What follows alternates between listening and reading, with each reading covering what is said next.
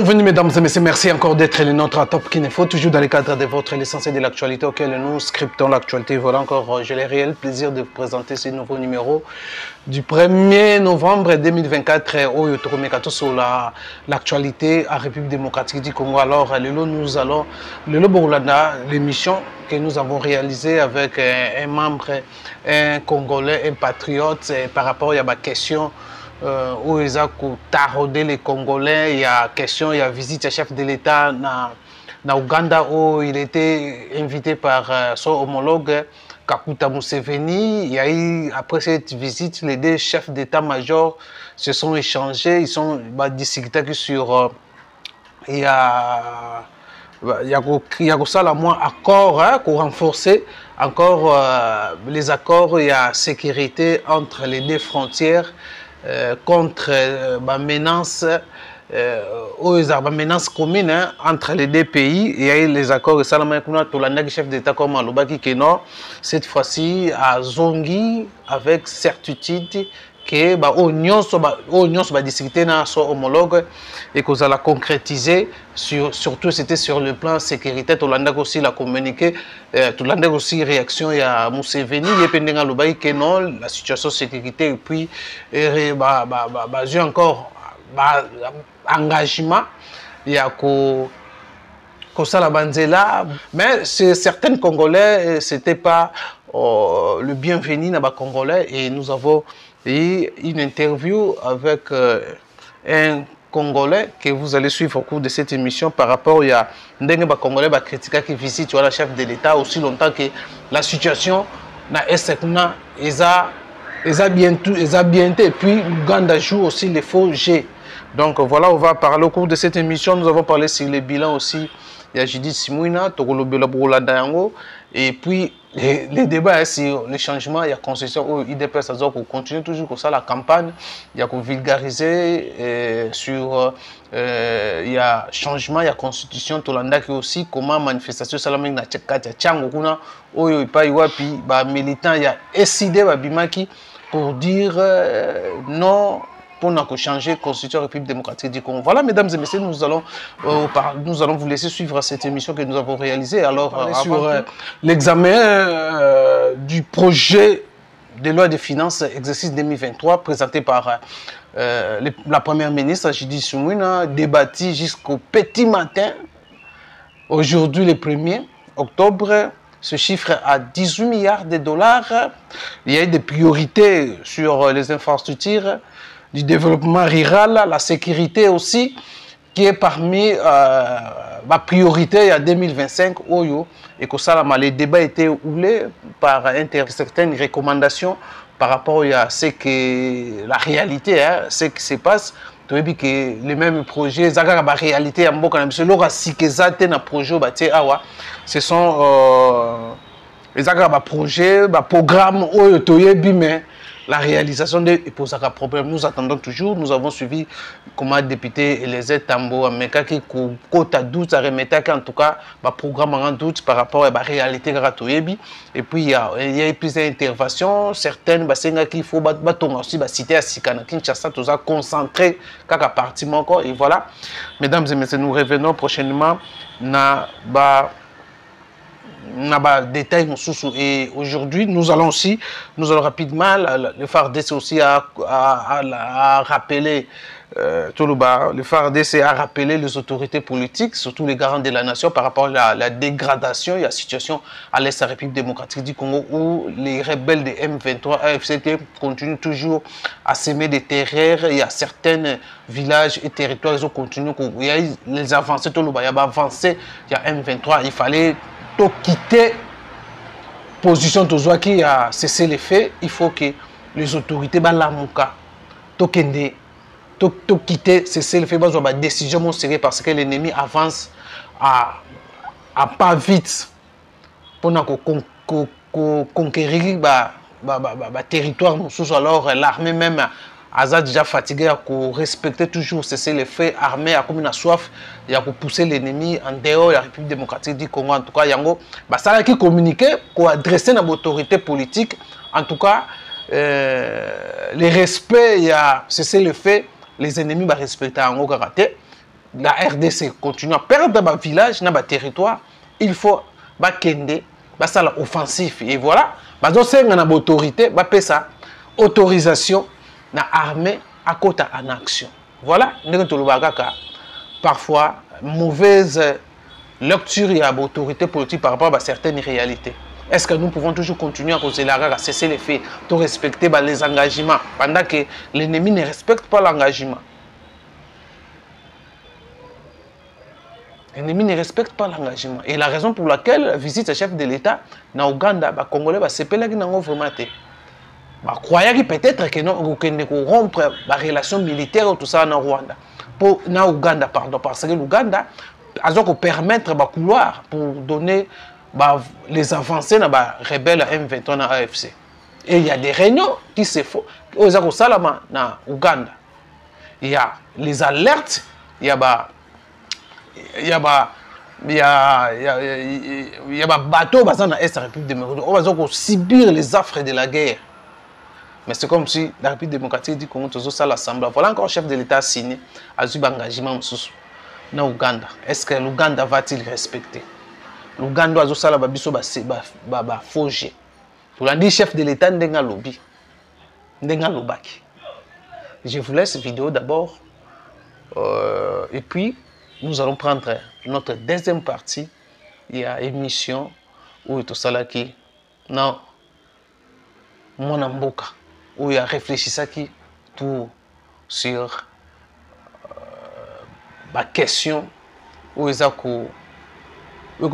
l'actualité. Alors suivez, faites ce que Dendenga Lobaki après les rencontres. Vous remercie également pour les discussions que nous avons eues ce jour. For the good discussions we have held today. Des discussions très enrichissantes et très prometteuses. Very useful discussions that promise a lot.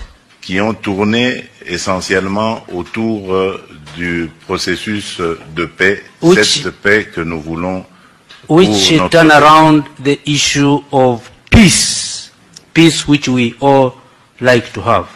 Cette paix que nous voulons pour notre région. Je repars avec l'espoir que ce que nous nous sommes dit va se concrétiser et je compte sur vous, sur votre sagesse pour que tout ce que nous nous sommes dit se réalise. What we have talked amongst ourselves shall be done. The 3 points. Les 3 points principaux sont: number 1, the security between the bilateral security issues between Uganda and DRC. Premièrement, les questions de la sécurité bilatérale entre l'Ouganda et le RDC. Secondly, deuxièmement, security of the region. La sécurité de la région. Thirdly, troisièmement, the issue of petroleum in Lake Albert.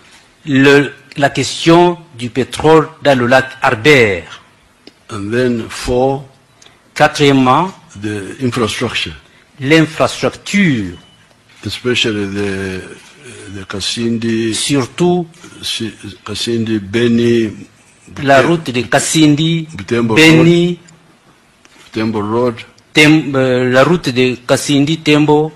And eventually, at some stage, the Bunagana, Ruchuru, Goma Road. Et pourquoi pas, plus tard, Bunagana, Ruchuru, cette route aussi.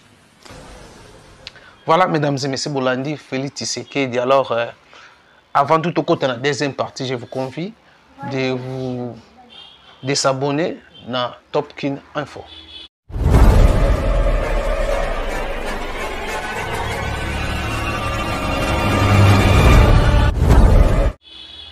Voilà, mesdames et messieurs, vous avez suivi et je crois que nous allons prendre maintenant deuxième volet émission tout ça là qui est sur d'abord visite à chef de l'État l'Ouganda où il énerve certains Congolais, certaines opinions. Il y a aussi qui Judith Suminwa. Est-ce que l'espoir est ça na Judith Suminwa par rapport à comment on a déjà les Congolais comme ça doute la première ministre changement de constitution tout le monde comment na Kingasani kuna batomboka ki déjà bazo koboya eza ba question auquel tosolola ki Alors, je vous convie de suivre cette interview. Suivez.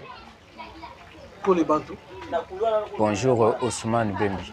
Alors, quelle est votre réaction par rapport à la crise au sein de l'IDPS où ils ont continué toujours? Nous avons suivi dans les médias Deo Bizoubou, secrétaire AI, désigné par la CDP, traduit en justice. Quelle est votre réaction? C'est du bluff de la part de cette personne qui portait le secrétaire général aux plaintes devant la justice. Nous avions appris que ce monsieur Kabouya et le sien Ndeba Kendaki na justice. Nous savons que défaut de qualité a déjà constaté. Chez nous, celui qui est en justice est le président du parti. Jusqu'aux preuves du contraire, depuis que Félix Tshisekedi a comme chef de l'État, n'a pas congrès pour investir un autre président. Oyo a coquille le traduit devant la justice. Donc, si un membre de l'IDPS a osé qui traduit devant la justice, et Aïba Kaza frappé, n'a problème, il y a défaut de qualité. Et deuxièmement, traduire la justice pour avoir fait quoi?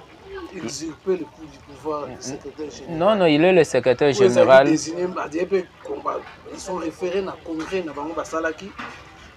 Oyo ba pesa ki pouvoir ya président et na Augustin Kabouya. On dit que non, même CDP à partir du jour où on a CDP Zalaki, nous sommes allés au pouvoir. Il fallait maintenant restructurer l'organe de son parti.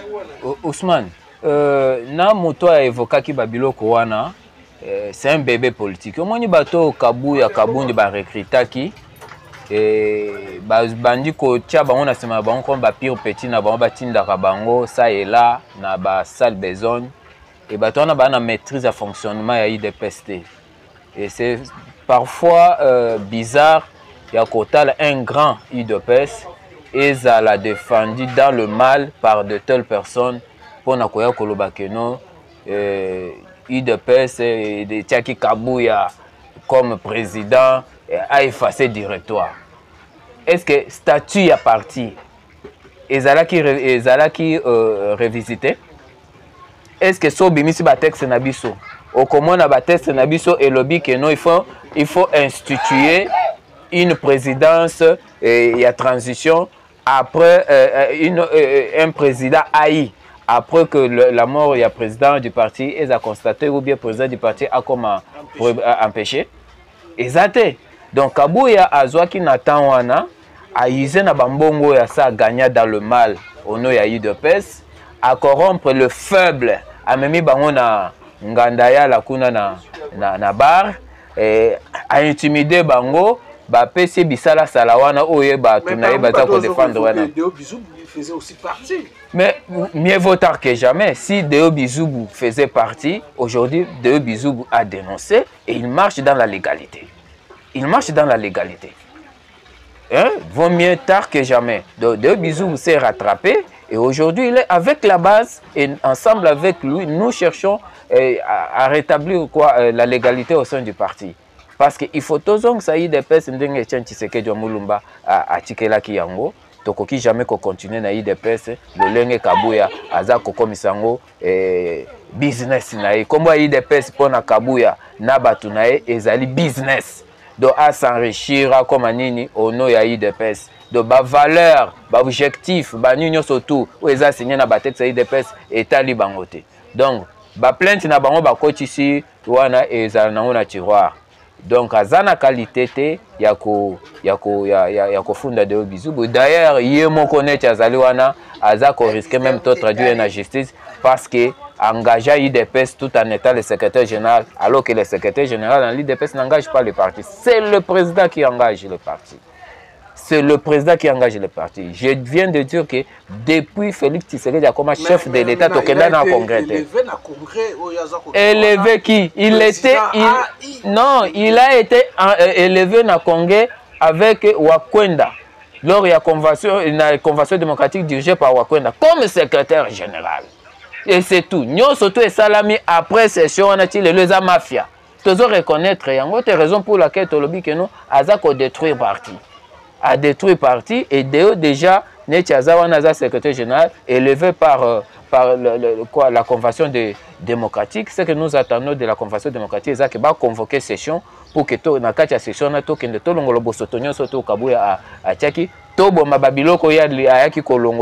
coup d'état attentat qui a ça là, il y a un directoire, il y a un métier président, il y a IDPS, alors qu'il y a une capacité, on a na idéalité, même pas na moralité, il y a malamu il y a gérer IDPS monene boye, il y a gérer na moralité nini, na capacité nini, na compétence nini, il y a zali ko gérer l'IDPS. Donc voilà, tu soutenir devant la justice, je crois qu'il y a Obima Molongi.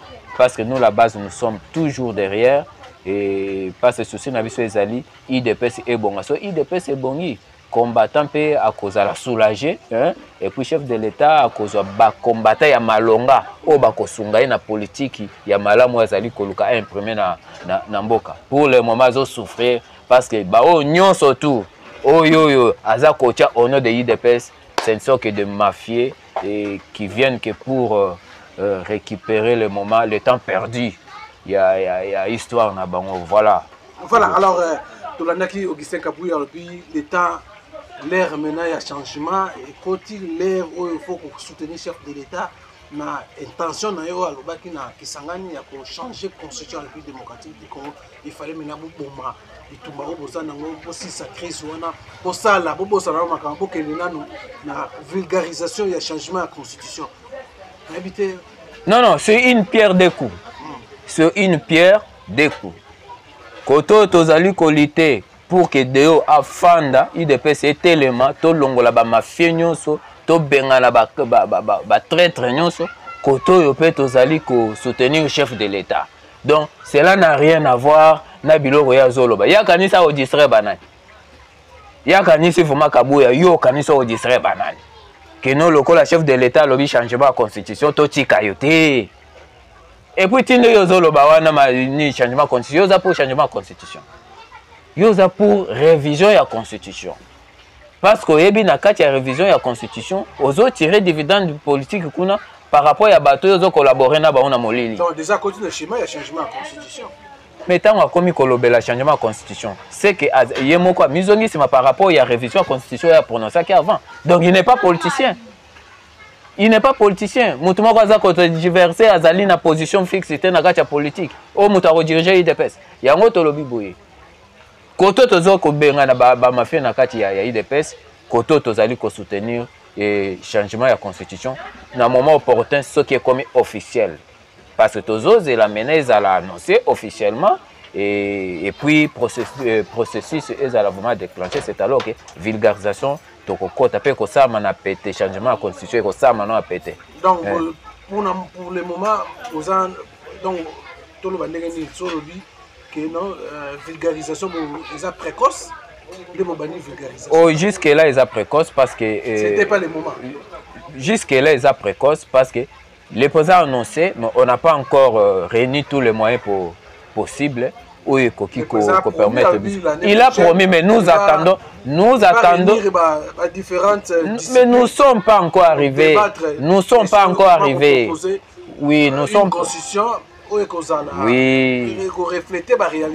nous ne sommes pas encore arrivés dans le moment. Et on a dit que ça précoce, il y a déjà campagne. Moi, nous défendons.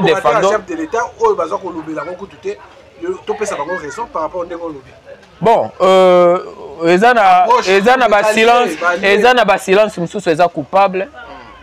Ils ont un silence, ils ont sagesse. Vous comprenez?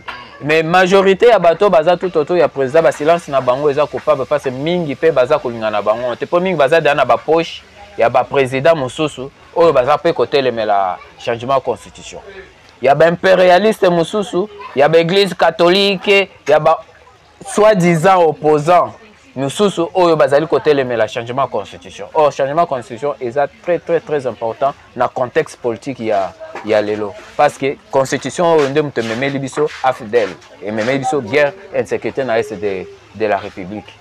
avec insécurité tozomona lelo que économie moyen penza la stable et ezozala te eza na bambongo eza ko échapper na caisse ya l'état parce que o nyonso to baza ko exploiter na espace o insécurité ezali ezokende na ba poche ya ba impérialiste ezoya awa te, n'est-ce pas? Na constitution o eza na ba place au chef de l'état aza limité ya kozwa ba décision parce que lelo ko yebisanga na ba secteur privé par rapport à ba entreprise privée. Le président n'a pas le droit direct, n'est-ce pas, de suspendre. Or, il faut collaborer. Or, en collaborant, ils ont s'entêter parce que babi que non, ça bango et le côté pour avoir limité, so ba meki pas ba marcher na bango et s'offense que la population. Or, ce qui constitution un peu au ekoya et réfléchir pouvoir nini bakoki kopesa na chef de l'état pour résoudre ba genre de problème et kozala kitoko mingi et puis au moins que bateau ba osala lisusu ba bêtise. Donc surtout sur le plan sécuritaire, changement de constitution est vraiment obligatoire. Alors par rapport à la réalité, comme dit mon gars, que non, ce n'est pas moi hier au changer la constitution, mais c'est la population. Alors face à la réalité, il y a ma vie quotidienne et la population. Est-ce que les cas facilement peut pas avoir aucun référendum par rapport à la gestion? Il y a Judith Sumoun, tout le monde a 100 jours d'abord, on a pour payer, on a la bilan par rapport à 100 jours.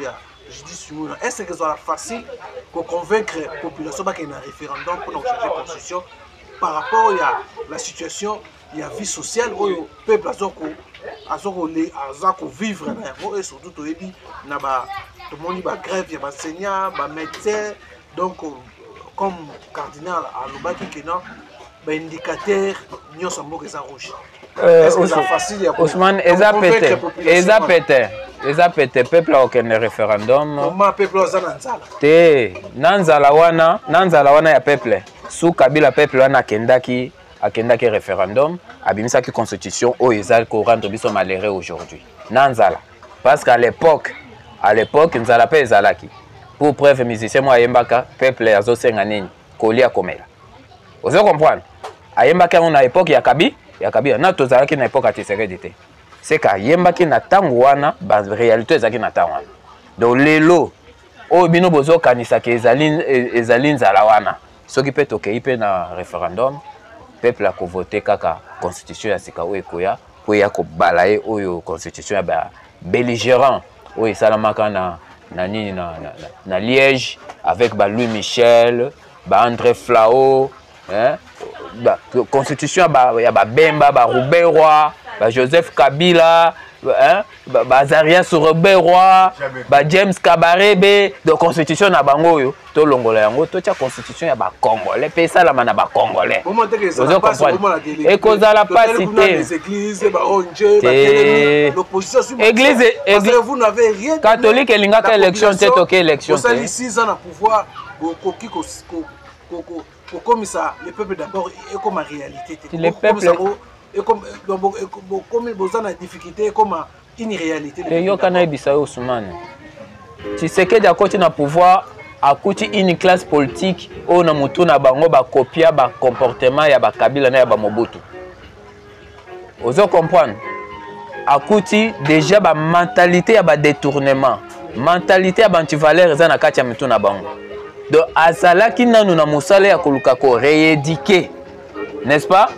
Batouana pour que ba me kempe ko changer pour permettre programme nae et atteindre moi et atteindre objectif na yango. Mais dès lors que akutani na ba obstacle wana yangonde ezali kopesa image que non azali ko sala loko te. Mais je vous dis qu'il y a des avancées sous mandat ya Félix Tshisekedi. Depuis Félix Tshisekedi a koti na présidence na mboko na signé accord mon côté na ba militaire ya ba rebelle pour ba kota na armée. Hein? Ça c'est pour limiter l'infiltration. Deuxièmement, tout le monde quand même salaire moi enseignant et m'a dit bien que bah toi mauvaise foi, baza kolinga toujours ko bloquer ka ba salaire ya enseignant pour ba grevaka pour que comme Félix Tshisekedi et fingamaka. Tout le monde quand non on a bloqué mais ba respecter les accords ba signer ba majorer ba salaire na ba fouta ba na taux du jour. Et c'est la démocratie. biso tout le monde a la démocratie. Tolérance il faut là. C'est de leur droit. Mais le but est que nous Félix Tshisekedi ne fait rien parce que les enseignants bazali ko revendiquer. Sous Mobutu on a attendu une école officielle. Na sala des années blanches. Sous Mobutu. Na sala des années blanches. Désolé le Wasikate et bani na Félix c'était. Des années blanches. Nga. Ba année blanche mi balé. Sous Mobutu s'il vous plaît. Oyo bato miso balobaka lelo to regrettaka Mobutu. Mais nga na sala ba année blanche mi balé. Ba enseignant penza baboya kotangisa. Donc, ils ont un peu de mais oya Félix Tshisekedi eza bitumba. Eza bitumba ya ba détourneur, eza bitumba pe ya mauvaise foi pe ya ba enseignant. Attends Matisse li pe bango lobi ba bakisa ba kosenga mususu. Ba komona oka muki alors que bango pe bazana ba 4 5 femmes yozo zombonga muki. Ba les accords ba signer qui. Na boité, na boyipete au signer accord, mais limiter pe ba dépense té. Limiter pe ba dépense té. Yozo que nous avons femmes wana zone dans l'état de l'homme cherche ba femme wana. Ando ya salaire sozi mo simu c'est que ozana ba entrer mususu mupanzi o ko remédier na nini wana. Ozo bazo futa o $200, ozo zwa ndako ya $150. $200 na tonini. Te na pesi ndakisa te. Bazo futa o $200. Ozo zwa ndako ko futa ya $150. Siko po proviso cha ndenge bana misusu otangisa ndenge nini nyonso twana soki omonye simbi to yeli leta. Quelque part to ça peut bakakila mabe. Biso bato toza prétendre être des enseignants. C'est pour dire que le bilan Félix Tshisekedi, je n'ai pas dit ezali largement positif, mais j'ai dit que ça positif dans le sens que ce qui ezalaki ba difficulté ya bitumba ya banti valeur akuta na ngote bele déjà kongenga ezala musika mais eloko pe singemo critiquer bato bazana bazana mais j'ai parlé de bitumba na lobi soki ezalaki bitumba banti valeur tembele Congo eza musika bato wana nyonso tu bazanzinga nzinga ya chef de l'état baza bato oyo baza ndenge mona bakabuya baye po basenrichir IDPS, le vrai IDPS na etina bato malonga kuna te wana bato akabuya nga benga bango bato IDPS te bato akabuya nde bakenda kuna na kombo ya IDPS o bakenda kuna bato akabuya aitizaka kombo ya IDPS IDPS ya solo tozela makambo efanda avec Deyo tokende Congo président ya Sekaya omona IDPS ya bandotina bato ya malonga o baye penza na souci ya ko travailler mutu ya malonga nini yango IDPS etini kuna tangela mutuma ya malonga o IDPS atini kuna ke ipa défendre jalousement l'idéal o IDPS à Bundeli. Alors même ordre d'idée, alors comment yozo ko analyser 100 jours il y a Judith Sumu 100 jours d'abord je tiens à féliciter Costa Mutamba. Dans 100 jours en tout cas il nous a démontré de quoi il est capable. Tout le monde a pensé tomoni penza babilo misusu ba ministre de justice misusu ba sala te Costa Mutamba zo sala surtout loko ya constituer banque dans chaque parquet désormais ba mafia banini mage pesi bandeko ba magistrat kanda baba na kobundisa mais bandima ke état de droit oyo bango moko bazalaka pe kobetela tangwa eza vraiment réel fait Costa Mutamba 100 jours eza positif. Fouamba aussi le ministre des Finances yepe ezali positif dans la mesure où tozo sentir pe mbongo penza ba régie financier toza na ba éco na temps oya akoti wana mbongo eza kokota ebele mais bazala nde na temps ya kolandela chaîne ya dépense parce que ba dongolomi so baza ebele mbongo ekokota bango bazali ko yiba et comme mukeme eza kokota mingi par rapport malgré bazo yiba mais o ezo koma quand même ozo par rapport à liboso ozo mona keno quelque part ezo amis aussi le ministre ya administration publique et ya fonction publique nani liaou continue à kosala musala na o ya nettoyage ya fichier ya ba personnel de l'état tozo yo kapeza ko avancer côté wana ministre économie Tsikoyo malgré réduction c'est là qui marche te bato basaleli marche na niveau nini R Congolais alingaka ya musala na R ya lingi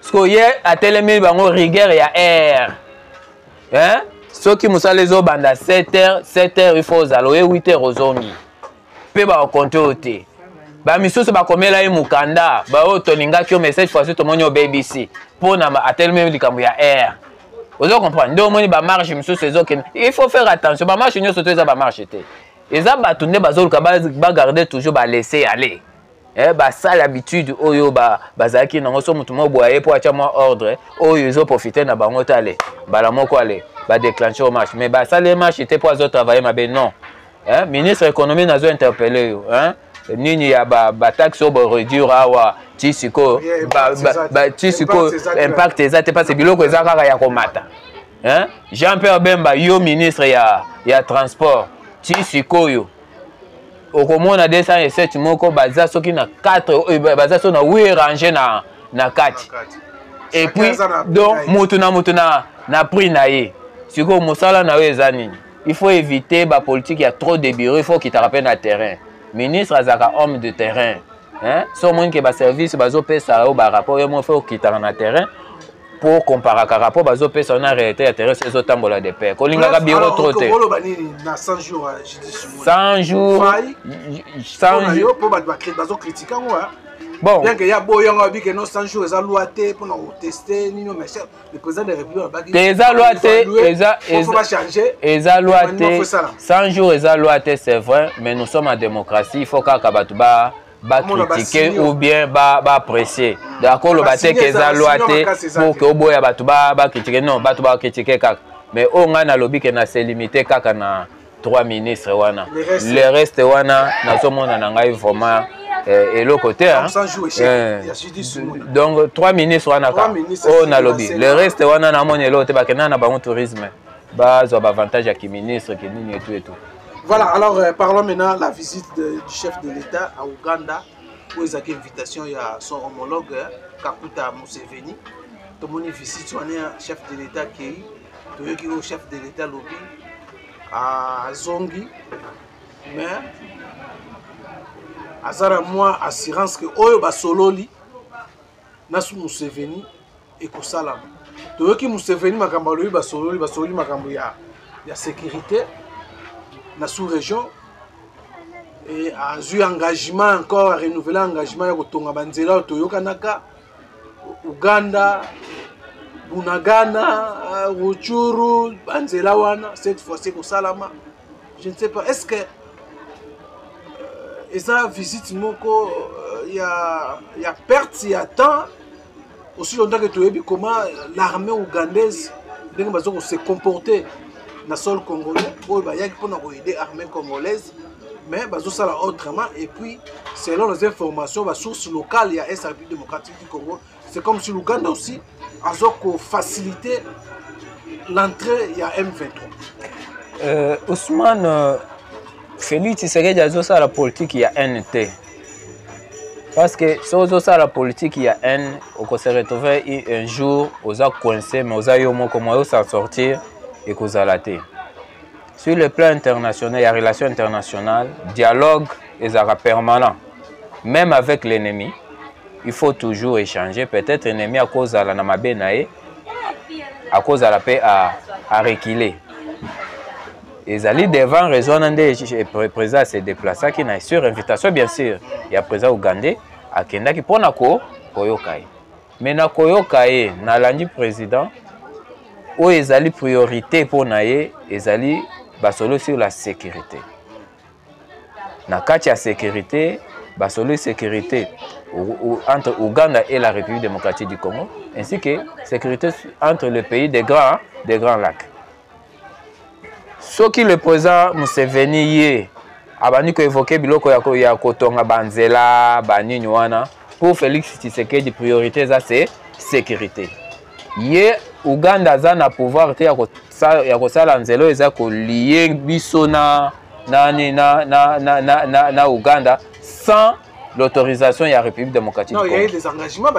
Engagement, d'abord, conditions de sécurité. Le chef de l'État a bien parlé que nous avions échangé essentiellement, il faut bien, c'est le français, nous avions échangé essentiellement. Donc, ce qui est essentiel, ce qui est important, c'est la sécurité.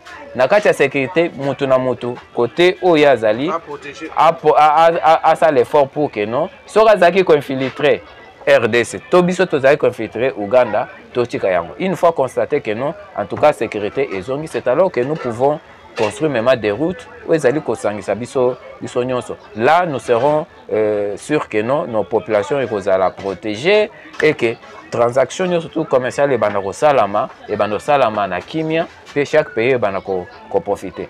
Mais de lors que sécurité est fandité et est difficile, il y a qu'on parler sur babiloko ya ba pont babilunyo surtout non parce que les autres hommes na Ouganda des autres jouer na hypocrisie. N'est-ce pas? Ouganda des autres jouer na hypocrisie. Tantôt baza ko soutenir ba M23, tantôt ba militaire na bango baza ko persécuter ba pêcheur na biso. Bazo violer même nini elle na bango kuna bazo ya na elle na biso au mona bakangi bango babotoli bango bambisi na bango ba enlever bango ba memi bango na Uganda ba beti bango et comme il faut gouvernement que ne négocier nyonso to wana ezali babiloko ko pesa garantie pona ko banda ko tonga banzela oyo au président Museveni a lobby. C'est pourquoi chef de l'État a lobby.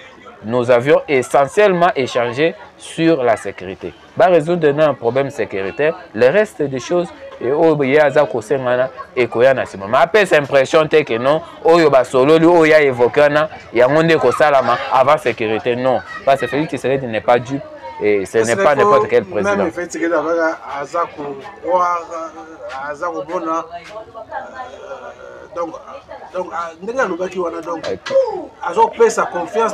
c'est une façon, il faut faire confiance à Ouganda. Non, c'est une façon à exhorter.